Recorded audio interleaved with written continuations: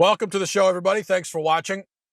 So let me just say to start with here that I am very sympathetic to parents because I am a parent.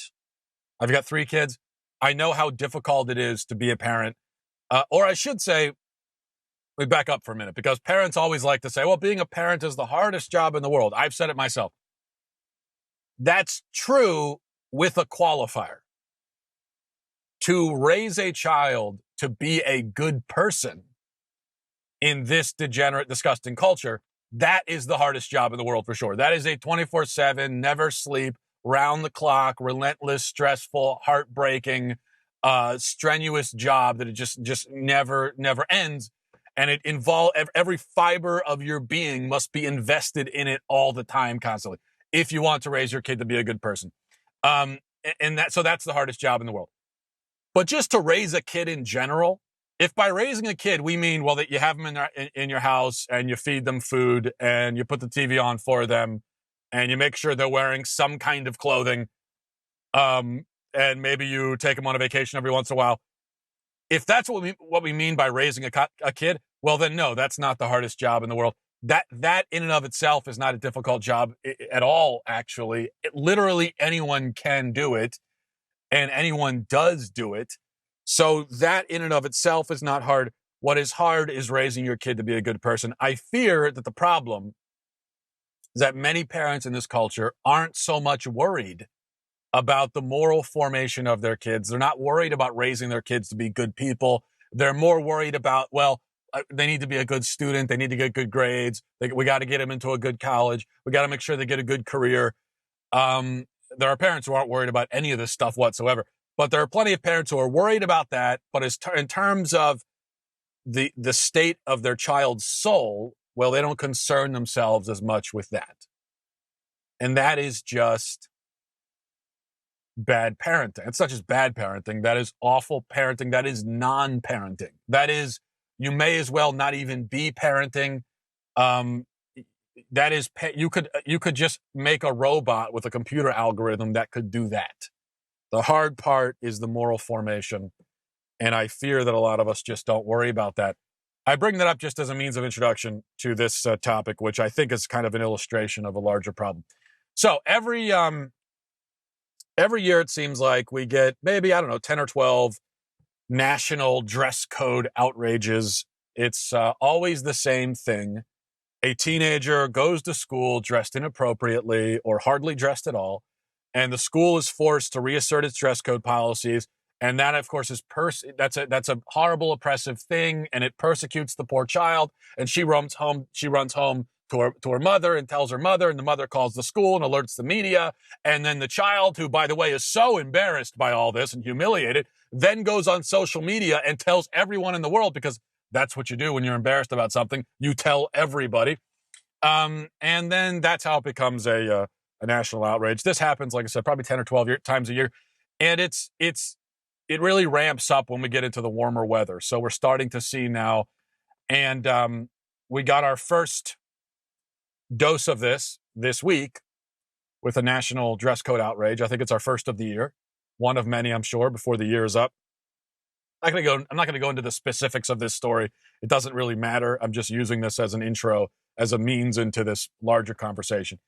I mean, in this case, it was the girl. She went to school without undergarments on, and that was a problem for the school, understandably. They handled it. They handled the problem in kind of a clumsy, weird way. And so then the daughter went home and told the mom, and the daughter are now saying that she's persecuted and it's terrible and she's been sexualized and so on and so forth. Now, it is true that schools are very often clumsy, as I said, and awkward and weird in how they deal with this stuff.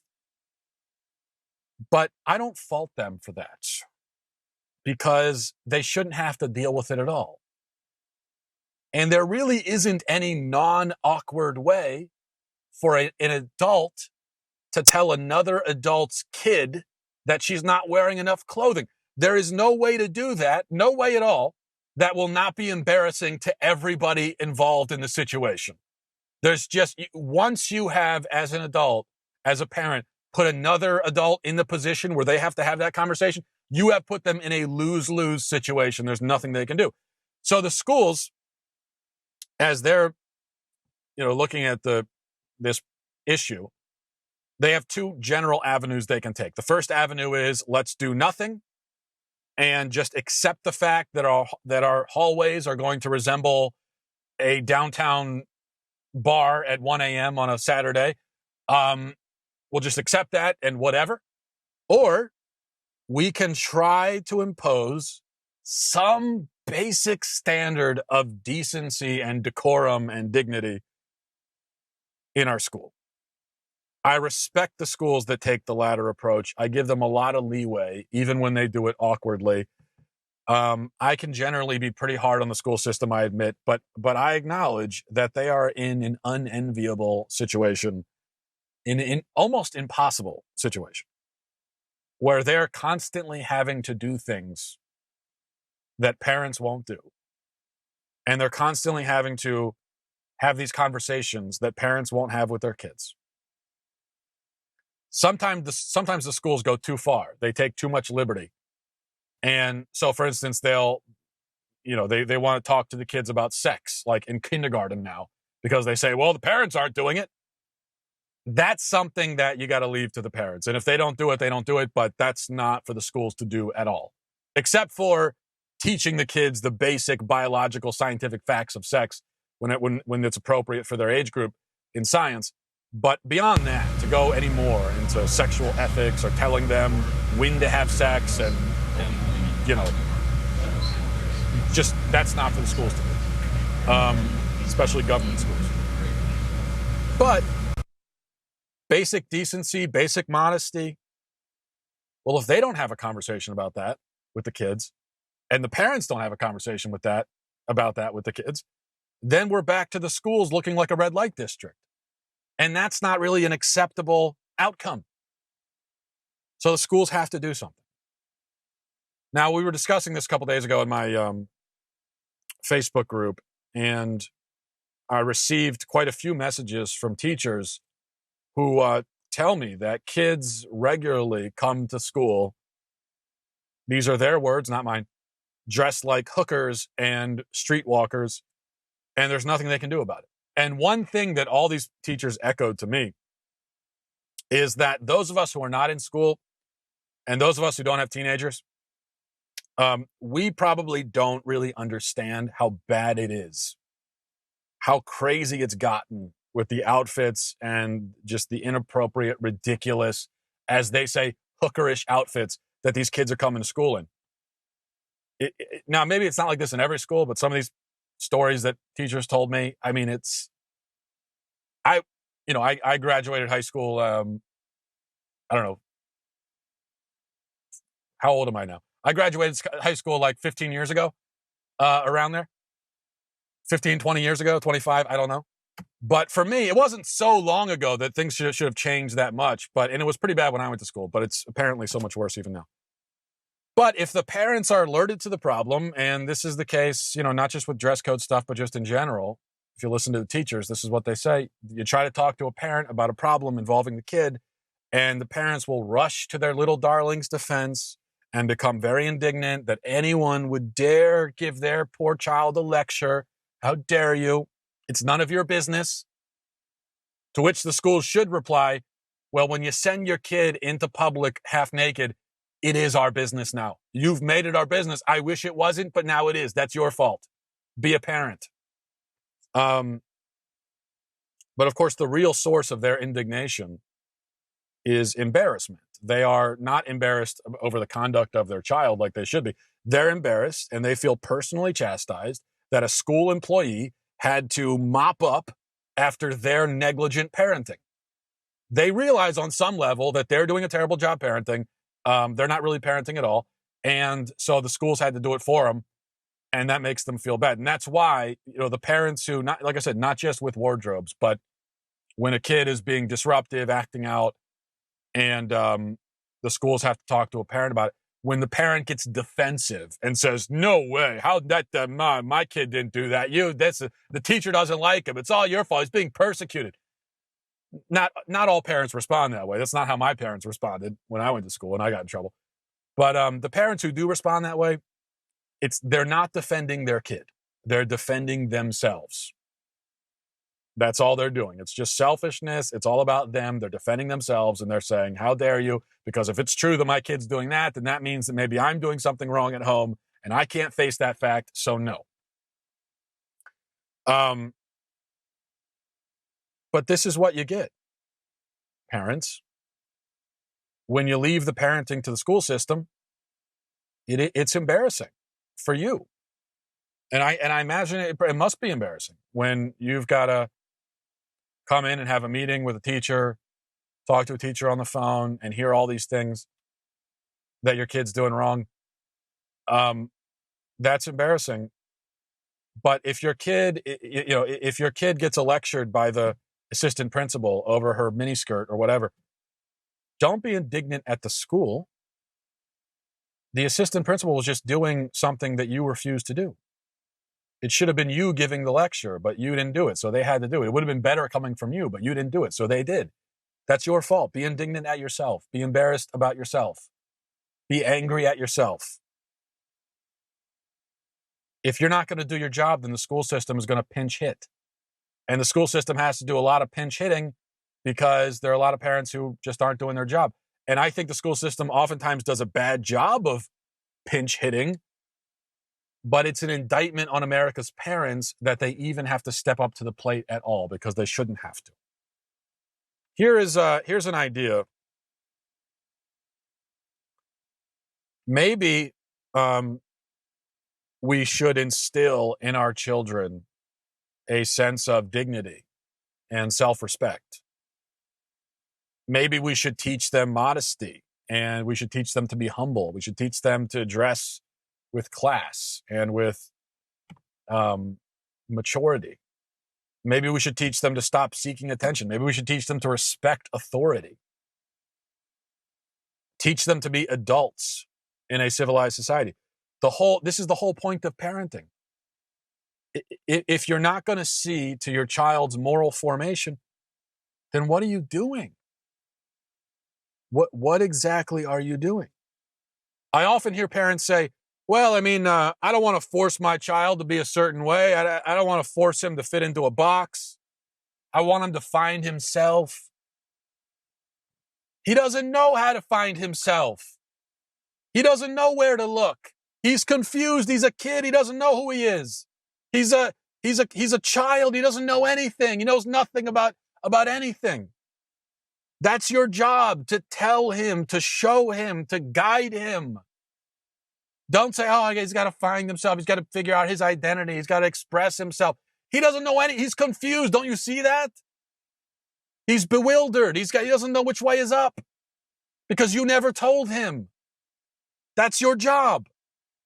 So yes, you should be getting your child to conform he should be conforming with basic standards of etiquette and decency and courtesy. He should be conforming with some kind of moral structure. He should be conforming with the rules of the family. He should be conforming with the rules in the school. He should be conforming under the authority of those who are above him. He should be conforming with the idea that he should respect his elders. Yes, he should be conforming to all of those things. Those are boxes that he should be fitting in, and you should be putting him in those boxes. That's your job. Again, if you're not going to do that as a parent, then, and I say this with all due respect, but as a parent, you're basically useless. You're not doing anything there are specific things that society needs parents to do. And in this case, if you're one of those, you're not doing any of those things. So what's the point? What are you doing? You may as well just ship them to a boarding school or something at that point, because you're not the whole parenting deal you've just checked out on. No, he's going to find himself. I mean, people say this now about people say this now about like their 4-year-olds. Oh, he's got to find himself. He's got to figure out his own identity. He's 4, you nutcase. What are you doing? He's 4 years old. Got to find himself. Can't find any. Can't even tie his shoes. Doesn't know anything. Yeah, you got to tell him he's a boy. This is what boys do. This is how boys act. Again, that's your job. You're a parent. All right, got a little worked up there. This is the thing. This is the thing above maybe anything else in this society that irritates me the most. These parents who just categorically refuse to do their job, refuse to do it. One other point I want to make, okay? And I know this is a thing that gets me into trouble, but when we're talking, just going back specifically to the dress code issue,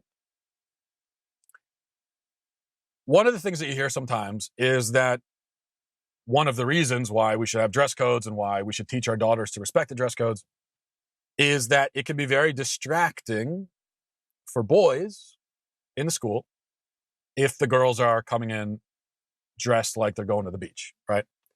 And when someone makes that argument, we tend to write that off and say, that's a silly, sexist, patriarchal argument. It's not my problem what your boy does. It's not if your boy can't control himself, it's not my problem. It's not my daughter's problem. He's got to deal with it. That's a terrible attitude. And it's a terrible attitude to instill in your daughter. It is a terrible, obnoxious, selfish, ugly attitude. It is not sexist to point out that your daughter's skimpy outfits really are extremely distracting to the boys in her school. They are. If you've never been a teenage boy and you've never been the parent of a teenage boy, then you really do not understand the overwhelming power that a boy's hormones have over him at a certain age. And I know that girls have hormones too, and they've got their own issues with that. I'm not downplaying that at all. But those are different issues, and it's not the same.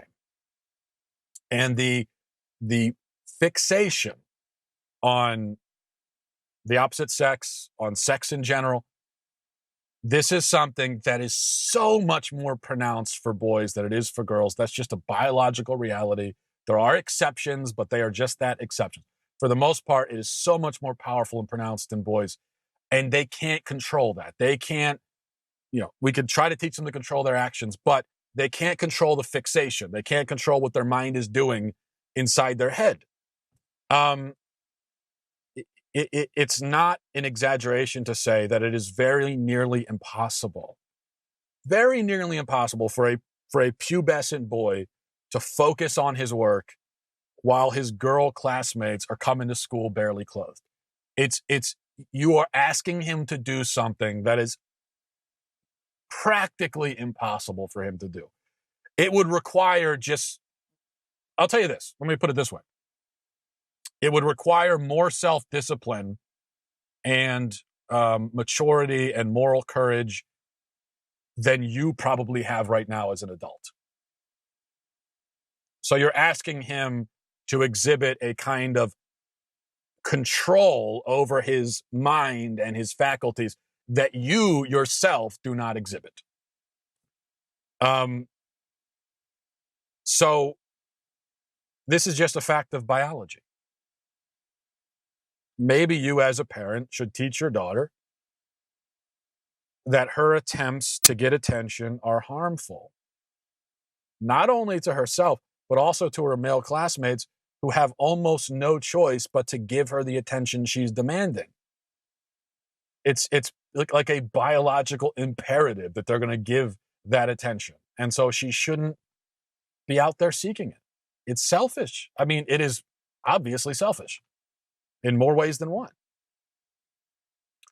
I want you, really, I mean, I don't think we empathize enough with boys in this culture. Imagine what this culture is like for boys.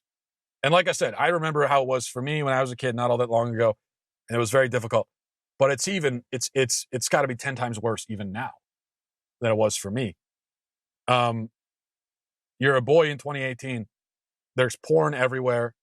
There's sex all over the TV. There's sex all over the computer. And then he goes to school, and the girls are dressed like they're going to the club. And he just can't escape. Everywhere now, he's got his hormones raging. He's going through puberty. And everywhere he turns, he can't turn anywhere where it's not there. I mean, it's. Do you have any idea how difficult we've made it for a boy to be virtuous and chaste, let alone productive in this society? And so the response of a lot of parents of girls is, that's their problem, whatever. I mean, how disgusting of an attitude is that? Why don't you have a little bit of, look, just stop thinking about yourself for a second and just for a moment, if you can, and try to empathize with these boys. They didn't choose to be this way. And they didn't choose to live in this culture either, that is constantly preying upon their weakest impulses at a point in their life when they have not developed the maturity and the discipline to overcome those impulses. As I said, as adults, we're not prepubescent boys anymore, so we don't have the same impulses. We don't deal with the same struggles that they do internally. But what I'm saying is the amount of self-discipline that we are requiring boys to have in this culture, it is a greater self-discipline than even most adults exhibit. And that's not fair. It's just not fair. So, I don't know. I mean, that's not the only reason why we should have the dress codes, but that is a reason. I don't think it's an irrelevant reason. I think it's something that we should all be concerned about. And maybe, we focus so much on the plight of girls in society and what they go through and the societal expectations and everything. And that's great to focus on that because that's an important issue. I have a daughter as well. So I'm worried about that. But we just neglect altogether. We just scoff. What boys go through, we just scoff at it. We don't care. We're like, just let them deal with it. It's their problem. Like I said, it's a disgusting attitude. It really is. But that's maybe a topic for another day.